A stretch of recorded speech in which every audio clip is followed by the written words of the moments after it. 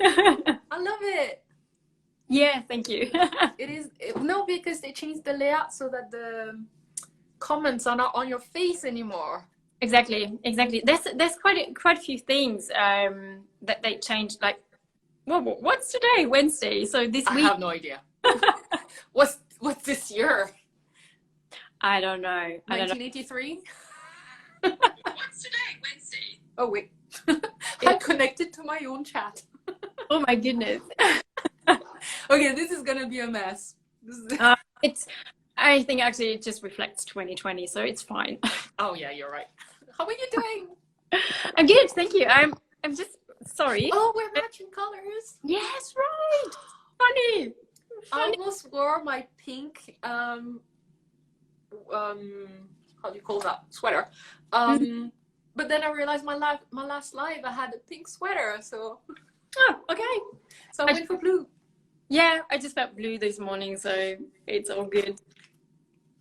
I'm actually having a bread in the oven, so I've got my timer here, and we're going to have fresh bread. Hello everyone, there's so many people connected. Ooh, yeah, amazing. I see it. Well, there are some people who do not know you yet. All right. Who are you? Who am I? So yeah, because for me you're the other Stephanie.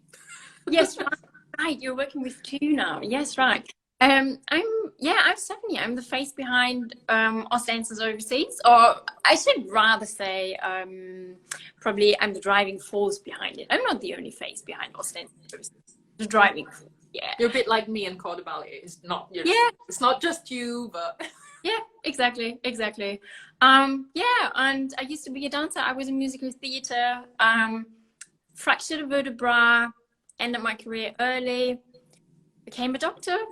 Lost a bit side of dance. It was like medicine was so interesting, you know, so I had to explore a little bit before back to dance. What kind of musical theater you did? I'm interested because I have one dancer. She's probably more into musical theater than ballet. So yeah, so I was actually at Erdang, so so in London, the Erdang Academy, and kind of we were exposed to all those musicals that were then staged, because that was exactly the time when the West End really, when they really began to stage lots of musicals. So we went to see Cats like every other week, and then there was Starlight Express, and God, I don't know, you know, we would go all the time. And then I remember when Chicago was staged in London, we had one of the dancers teaching us lots of the choreography from Chicago. So that was amazing. Great. I'm getting the questions ready. But before we get into that, I wanted to ask you, because very often dancers go to Pilates when they get injured. I'm the first one who did that. And so I was wondering if nutrition was a bit the same. Do they come to you for advice before they're in trouble, or do they actually wait until they just kind of lost? Like, will there be like a ratio between the two? Yeah, so, well, actually it depends totally. So some come when things really have gone awry for quite a while, and they feel like there's no way they get out of this themselves. So yeah, that's one thing. But then on the other hand, I also see parents really asking quite early, like when their kids are 13, 14 or 15. And well, so you see, no, kind of we've got the entire spectrum, I would say. And it's not always yeah, no, it really depends. But I mean, speaking of injuries, it's really interesting because I think kind of lots of people think having an injury is a matter of course as a dancer, and it's just going to happen to you anyway. And some injuries definitely we cannot prevent, like we've had in the webinar. So when your partner lets you drop on stage, you might end up injured. But then there are other injuries that we actually are able to prevent. But Nikki and I have seen in our most recent study that lots of dancers are not being asked about their nutrition when they are being treated for injury.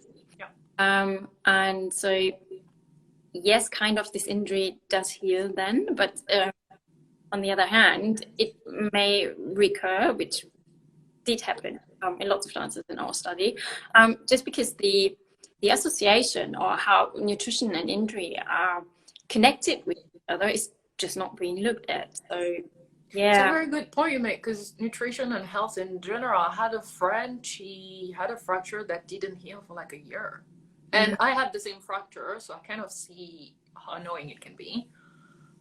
But like a year seemed to be a really long time for the bone to regrow and solidify. Yes, of course. Like bone is, it's not a static.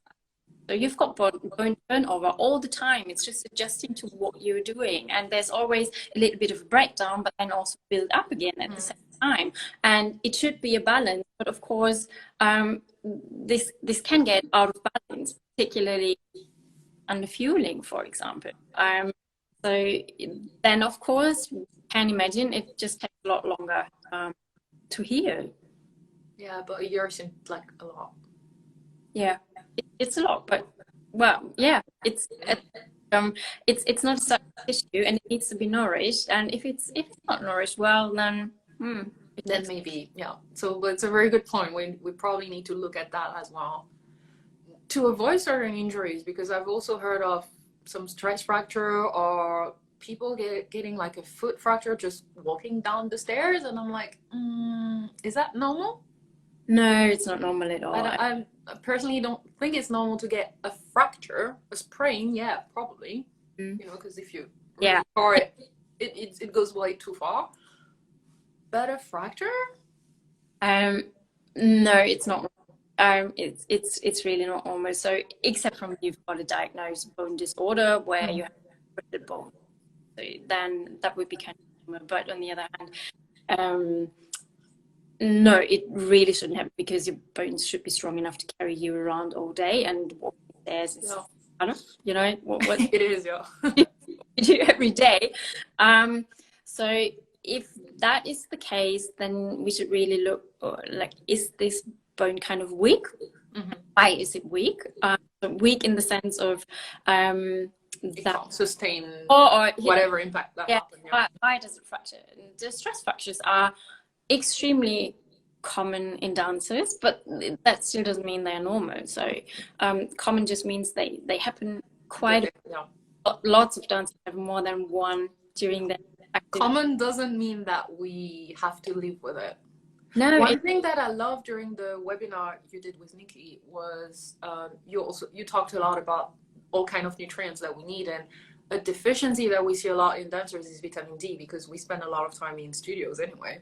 So it doesn't even matter, like if you're in the north and you're lacking sun exposure, you will lack sun exposure anyway, because we spend so much time in the studio. I have friends sometimes during the week, they're never outside.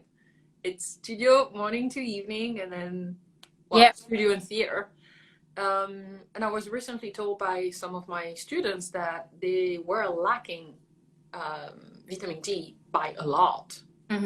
Like shocking levels.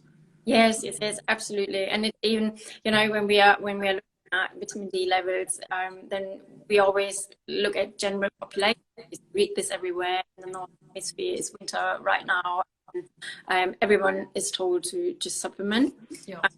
But in order to have, vitamin D contributes to bone health, to muscle function, to our immune system, so that it's really like working properly and doing the jobs it just needs to do. It also has something to do with thyroid health, which then again, like the thyroid is the fire for literally every cell in our body, or thyroid hormones rather. So lacking vitamin D is negatively impacting all of these factors that I just mentioned. But then at the same time, when we are looking at vitamin D levels in athletes, we are actually looking at different levels to the general population, but that isn't often communicated. So I just had a patient where the GP said, I'm just not even going to test your vitamin D levels because you're taking a supplement anyway. And I was like, we actually have to look at it, just because it may still not be enough for a performing athlete. So we would need to up the supplement. And Yeah, so I guess the advice is to get a regular blood, how do you call that? Blood test.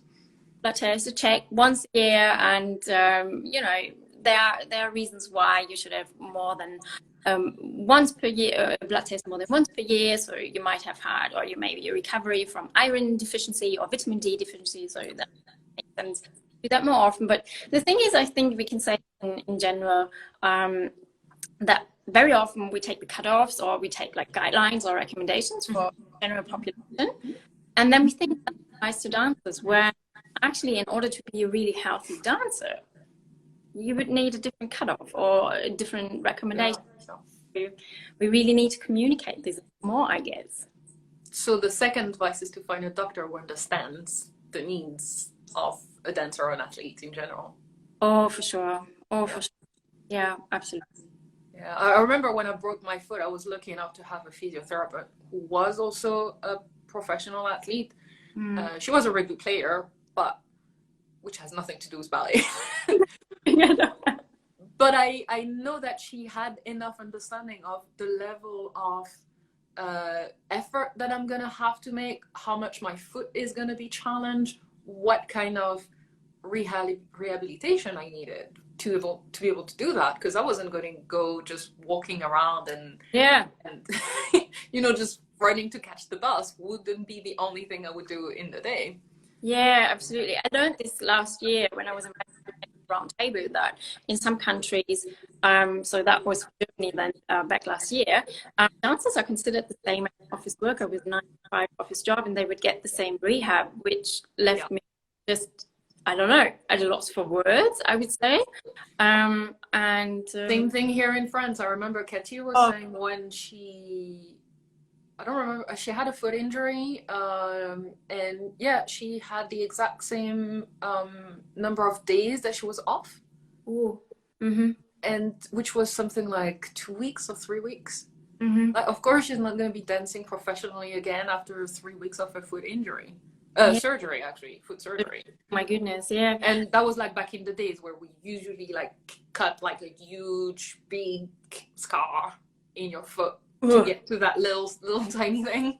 It's not the new modern surgery. And she was telling me about that, and I was like, okay, we really need to get a lot of the experts in the medical field to understand that there are differences here. Absolutely. And I mean, it's just the same for what applies for dancers and what applies for the general population. And I saw we had a question, like, how do I know if I need to take supplements or vitamins? Actually, only through a combination of a blood test and a nutritional analysis, like a food journal, and a thorough analysis of this. And then you can actually see if you would need to supplement anything. So it really depends on the type of your diet, for example, but it definitely will also depend on what the lab test or the blood test is. Giving out general advice, so the only thing or the only supplement where it's done for the general population is really vitamin D, and we can include athletes, just as I said. But the thing is, we really need to be aware of, do we have the same cutoffs, or should we apply different cutoffs? So yes, always take it during the autumn, winter, and early spring months in the northern hemisphere, and also pretty much the south of the southern hemisphere. But then again, when it comes to other supplements, genuine advice, like take a lot of vitamin C or D and E, which is very popular in Australia, for example.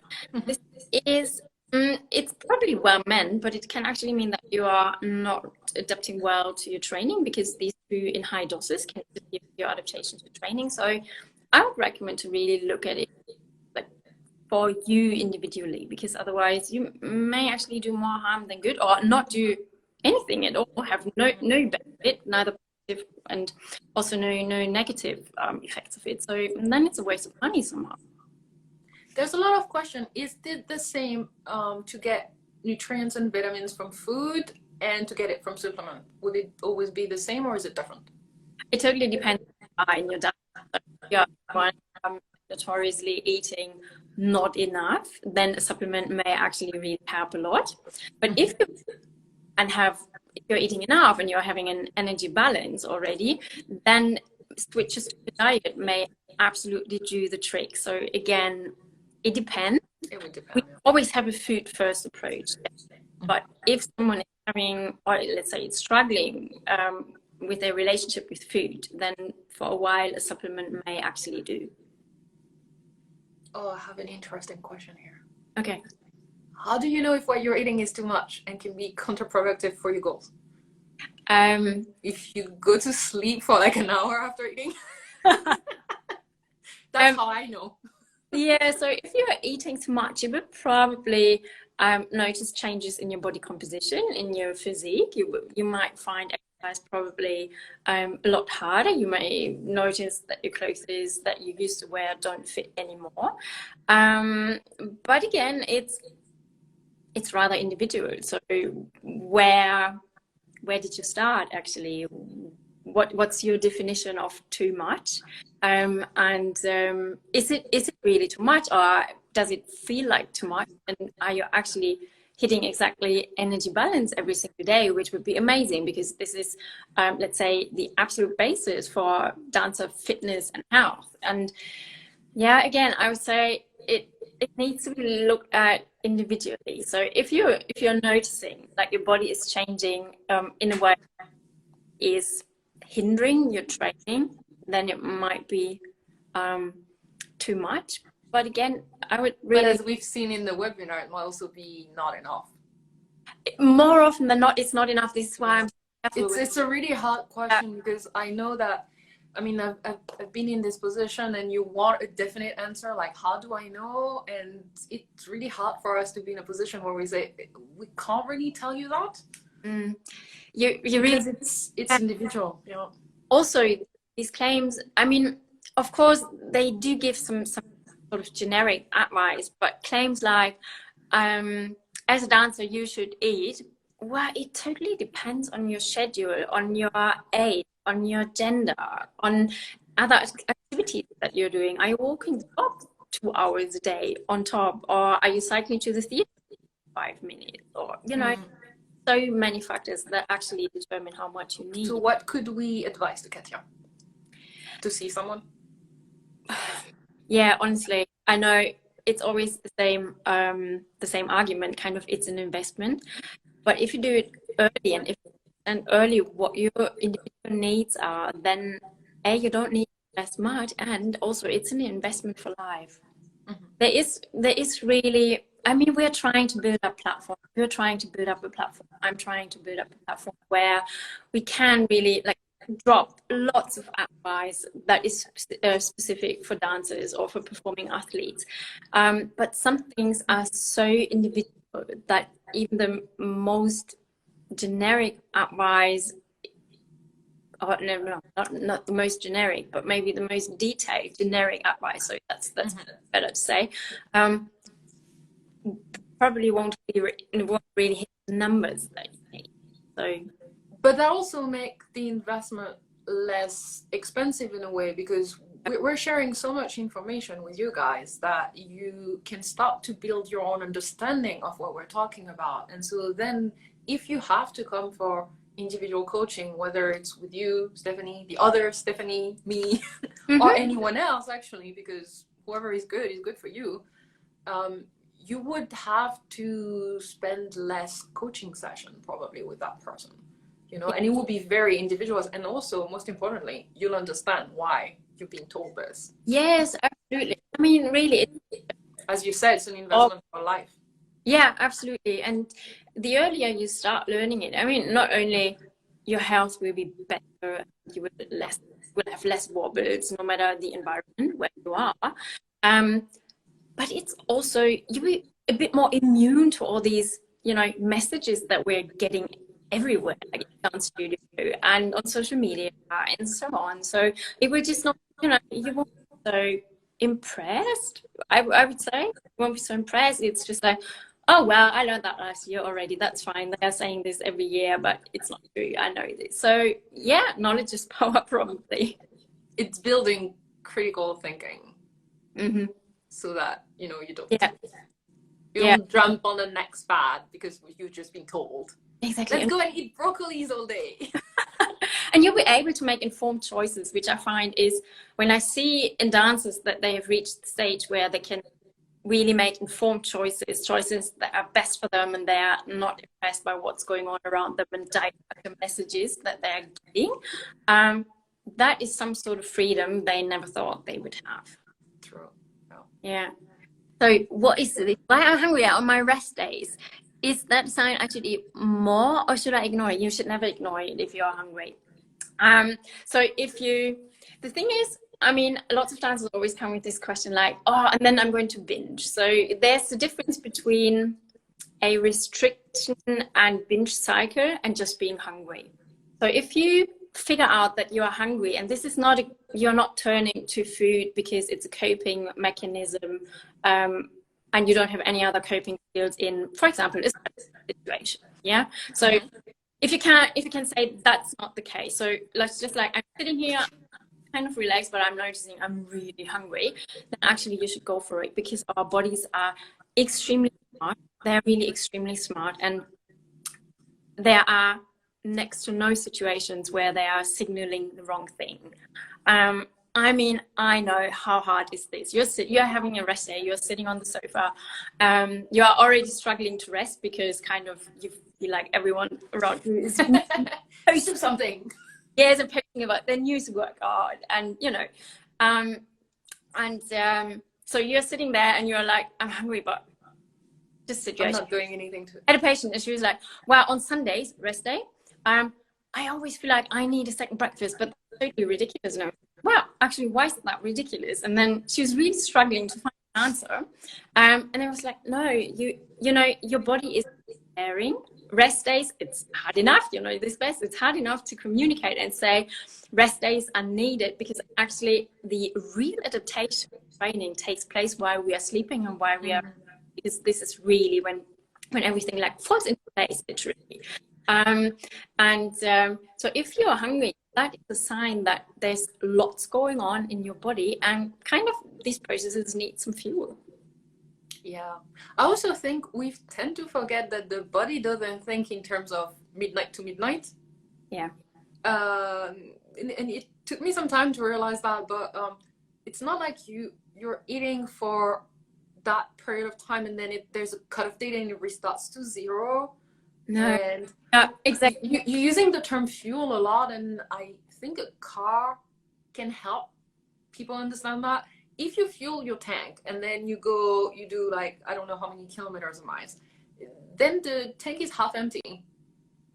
And that's your rest day, but the tank is still half empty. Mm-hmm. Well, if our body is intelligent and knows that you're going to go and do the same travel again, but it knows that the tank is half empty, maybe hunger is just a signal to say, hey, you need to refuel the tank because, you know, we're going to go back. Exactly. And because our body is not a car, it's actually intelligent, and it knows that we're gonna have to do the same travel again tomorrow. Then maybe rest day is the time where it needs to send that hunger message. But correct me if I'm wrong, because I'm not an expert. No, it's absolutely right. And I mean, also, like, let's say it was a Sunday, it was a rest day, and on Monday you're going to have 6.5 hours of training and then a private like physio session maybe on top. So you want to be fueled for this. You don't want to start this, as you said, on an empty or half empty tank, because that's no fun. Adaptation is then impaired. So this is why we and also sometimes I thought that when I was training, I was hungrier on my rest day, and I felt that it's actually because I am resting. Because when you work out a lot, there's like it does make you not feel hunger. Yes, it does. Yes, absolutely. And we're always struggling with that because we know we should eat, but at the same time, you're just like, I'm so not hungry. Yeah, which can take, absolutely agree. It can take away a bit of enjoying the food we eat. And so I felt that the rest day is the time where, because we don't have that feeling anymore, we actually can feel hunger. Yes, you do feel it, because exercise just does not suppress your hunger signals, which is being intuitive eating and dancers. So yes, I really love to get a dancer into a place of intuitive eating, because this is really good, because they are usually in tune with their body, but not in the sense of they're not eating, training, just because they're not feeling hungry. So for dancer, intuitive eating really must mean that you know that your training suppresses your appetite and you eat nevertheless. So it's a big in this concept of intuitive eating, but on the other hand, if they get to this place, they are usually in the best place possible, because they have food freedom. There are no moral labels like good or bad. They can make informed choices, just like we had it earlier. Yeah. And they really take care of their bodies and with them well. Yeah, and it's a really nice place to be, because I've been in both, and it's just like, yeah, it's a nice place to know that I can eat because I'm actually hungry, and I'm hungry for a good reason, and it's gonna be fine. Yeah. Yes, absolutely. Okay, wait, there's one more question. Okay. Is it best to go to let's talk to if you want to find out about what I would need. If you're a dancer, always a specialized one, because I think Nikki and I said it in our webinar, and there were questions in the webinar as well. It tends to go wrong more often than not if you don't see someone who's not specialized, unfortunately. I'd love if they're, you know, a little bit more awareness among like GPs or gynecologists in the case of lots of female dancers. Yeah, true. Yeah, I would love it if although they don't need to be specialized in dancers, no, but I would say athletes in general. Yeah, there will be some similarities. Is that true? Yeah, they are. Absolutely. Because it will be difficult sometimes to find someone who understands dancers, but you may find someone who's used to working with soccer player. Yeah, or gymnasts. Or gymnasts, yeah. If they're used to working with gymnasts, then, but athletes in general is a good start. And if you then can, let's say, refine your search, then it's even better. Yeah. I have a question. Mm-hmm. What are the top 5 nutrition related resolution? Okay. Because I mean, we're all gonna go to that tomorrow and then forget about it on Saturday. Okay. But what are the top 5 that you hear all the time? So one we mentioned already, it's early intervention. The earlier you start, yes, the happier you will be, the healthier you will be, and yeah, the less of an investment it will be actually. That would be my number 1. Number 2 would be, there are no moral labels to food. Foods are not inherently good or bad. We must be allowed except broccoli. Broccoli is bad. But I mean, of course, this includes that you can actually choose what you like most, and what you want to eat, and which source of like carbs you want to eat, which protein you want to eat. So we don't have to choose between white rice and brown rice. If I like white rice, okay. No, the one day you can go for this one, the next day you go for whatever suits your meal best. I love this. And you can go for normal, or you can go for like pea, or you can go for animal protein, or go for plant-based protein, or you know, whatever. And eat that cookie that you wanted to eat. Yes, and this is what I wanted to say. It just goes hand in hand. So there are no moral labels to food. Goes absolute hand in hand with balance is key, because restricting and cutting out foods usually leads to binging or control, or however you want to describe this feeling. I learned that the hard way. I used to avoid chocolate until I learned that actually I can eat chocolate. But it took me like a month, because if I buy chocolate, I would eat the entire tablet. That's what really so many are afraid of. Like, you are telling me to buy the chocolate, so I'm just gonna eat it all. And this is like, you have to understand that this is a process from the place where you are now to the place where you can have this chocolate at home. Or like you asked me once, like, how can you forget you have a brownie? And like, I forgot it. I would never forget I have a brownie. You know, so getting to this point where you're totally unfazed by there's chocolate in my cupboard. This is a journey. And now, I mean, being at the end of 2020, and about to start 2021, whatever this year is going to look like. So if you want to make a New Year's resolution, then I would say you need to be kind with yourself when you start this journey. But it's a great journey, find freedom. So maybe make that your number one New Year's resolution for 2021. That would be amazing. And I mean, it's like learning dance technique. Yeah. It's not fun every day, but the entire thing is actually fun. And the best part is when you get where you want it. Yes, absolutely. And I mean, it's small steps every day. Progress is never linear. This is also really so important. I mean, kind of, I think we are all okay with some days our periods are great and other days they're just not so great. And that is kind of common.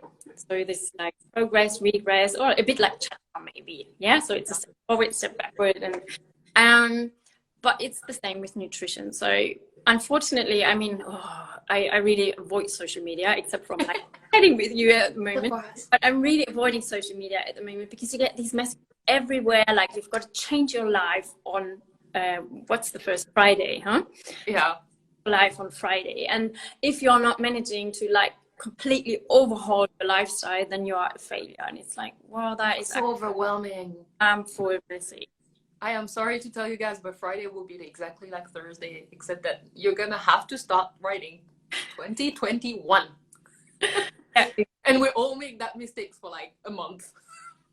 Yes, absolutely. It will feel like, I don't know, month number 13 of 2020, probably. I guess, did we have 5? No, I guess. Sorry. I guess we didn't have 5. So, number 4 would be, you don't need to love your body. You don't need to start like from now. You might not really like your body. You might even hate it in some cases. So there's no need to say, okay, and tomorrow I start loving my body. So a good place to start actually is to respect it and all the things it does for you, like gets you through class every day, pushes you to run 5K, you know, things you've never done before. It keeps you alive every day. So it's really a good place to say, start with respecting it and then see what you can build up from there. And then the last one would be, I mean, I just need to say this because we were talking about harmful messages already. Actually, really, guys, save your money. You have a wonderful detox system, which is your liver, your kidneys, your lungs. Invest any money in any detox teas or cleansers or whatever else it is. Yeah. They are awesome. They do their job every single day. Oh, thank you. I see some hearts. It's Christopher Huggins. I haven't seen him in years. Oh, okay. I love him so much. Good. Best teacher and choreographer I've ever seen in my life. Oh, just like, yes. So much love. Good. So nice. So nice. Yeah. So really, your body is awesome, and the only time you would need to think about anything like a detox is actually if you are diagnosed with something like chronic kidney disease. Yeah. Really. So I have another question. I don't know, invested in whatever you love, but really invested in something that you love and that is doing good to you. Unless you really love those teas. Oh yeah. Some of them are really nice. I do have to admit.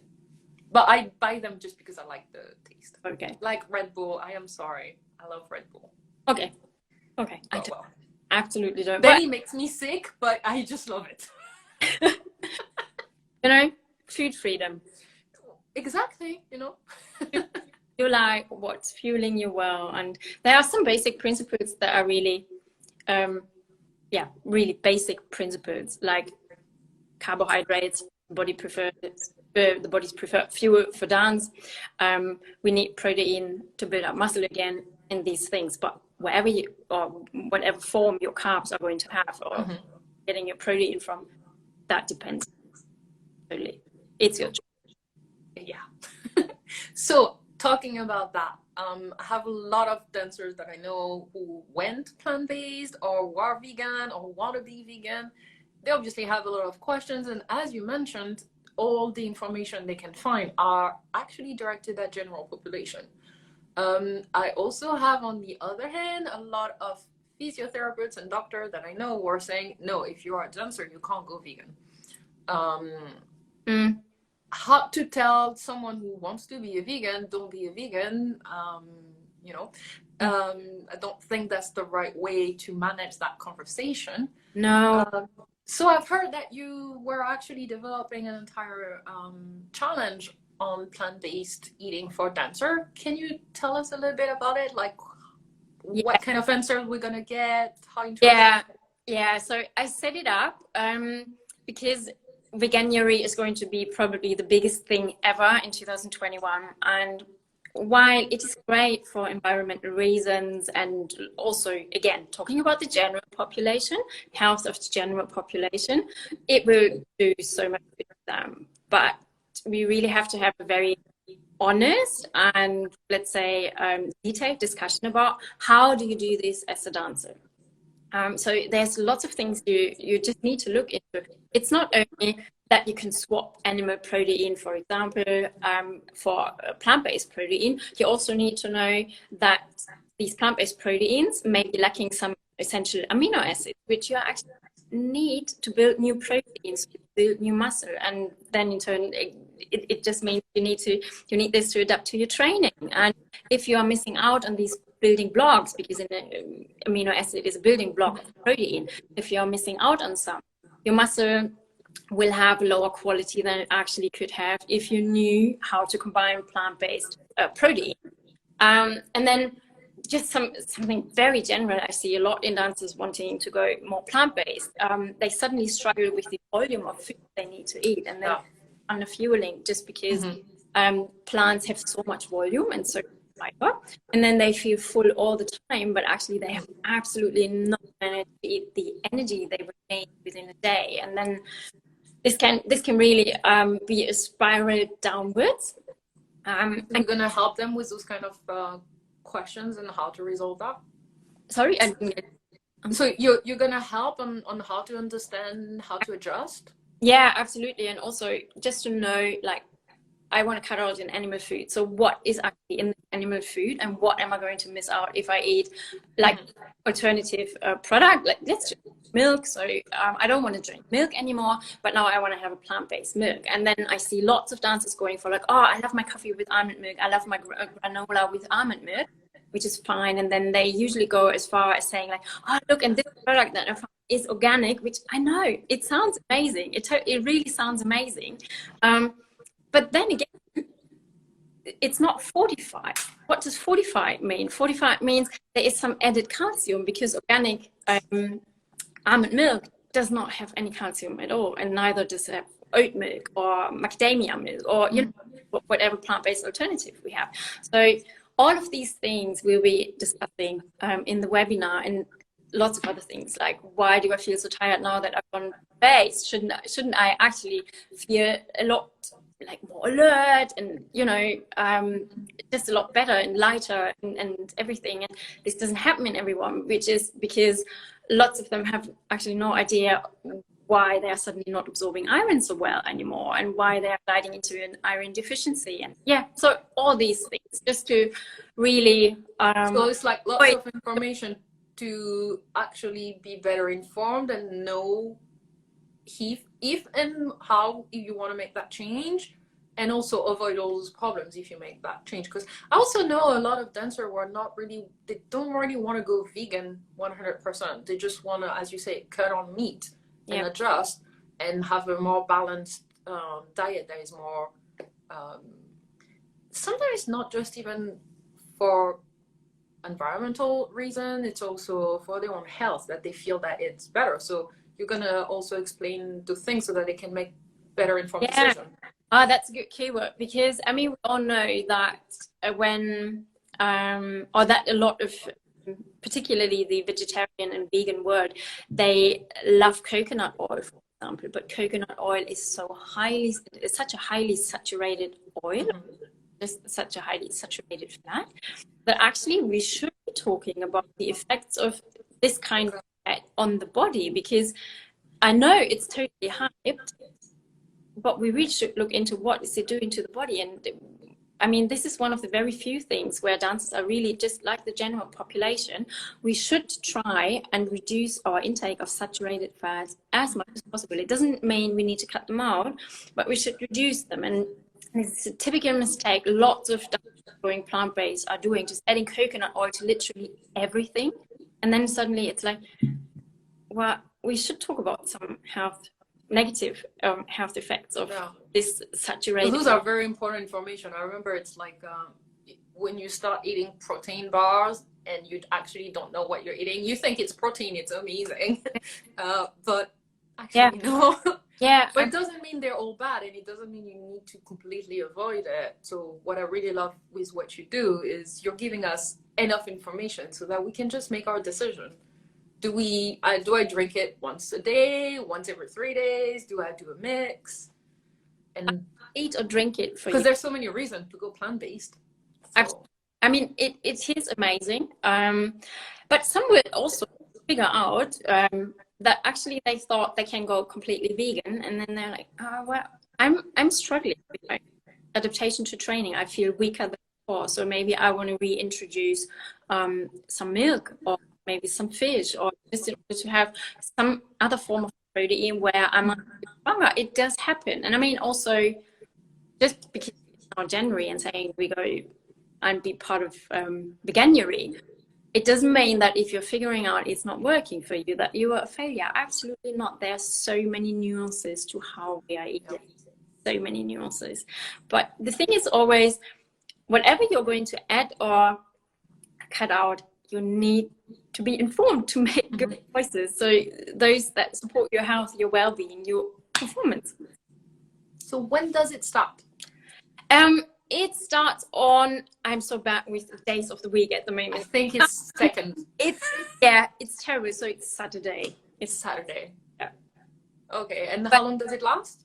So it lasts all January. It's one video per week. There is no last also, so really everyone can go at their own pace, and 2 emails per week additionally, and in these emails I'm also happy to answer questions, and then videos will still be available in February, because I mean 1 month for a change is not that much, so videos will be available. And if you're like me, you like to watch it again and again. Exactly. You don't want to go back to this one point, because actually you don't want to go vegan, but you want to go vegetarian. So skip the vegan part and you go to the vegetarian, and and then it would start over in March again. Great.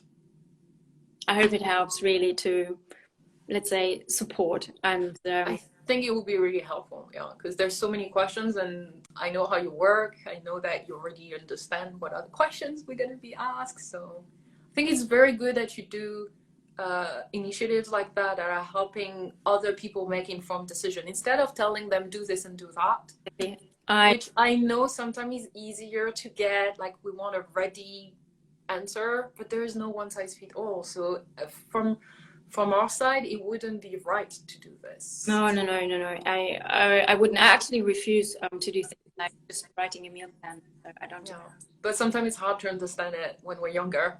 I was there. I guess you were there too. We wanted just like, so give me a plan. Exactly, because this is very much reflected by how we are training. We are told what to do, and we're trying to change it, right? Well, one dégagé at a time. Yes. I love that. Well, we have a lot of work to do, so I think I will chat with you a little bit later. Yes. But I'll let you go for today. Thank you so much. And well, thank you. Yeah, I think actually we're not seeing each other before the new year, so Happy New Year then. To you. But you know what? It will be like it will be the same. Exactly. Thank you so much, Stephanie. Thank you so much, Undine. See you soon. Thank you everyone for joining us, and I will make it as a Instagram TV, IGTV. That's what I was looking for. See you everyone. Have a good day.